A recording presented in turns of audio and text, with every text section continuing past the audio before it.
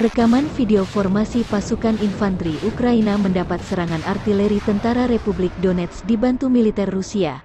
Kejadian di arah Avdiivka, artileri Brigadi ke-100 Donetsk menyerang pasukan infanteri Ukraina yang dibantu 2 tank. Terekam di video 2 tank bertabrakan saat serangan bertubi-tubi. Karena panik, 2 tank bertabrakan, 1 hancur total dan tersisa meninggalkan medan pertempuran, dilansir Tribun Timur dari akun Telegram @Opersvodki, Jumat 20 Mei.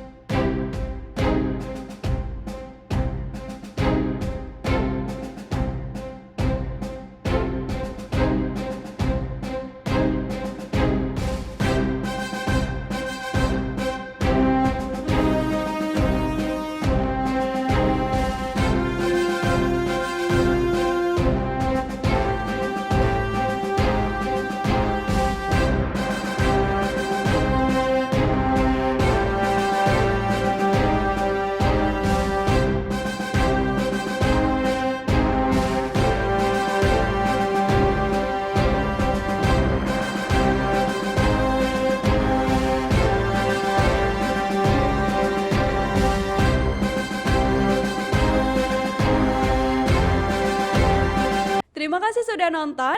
Jangan lupa like, subscribe, dan share ya.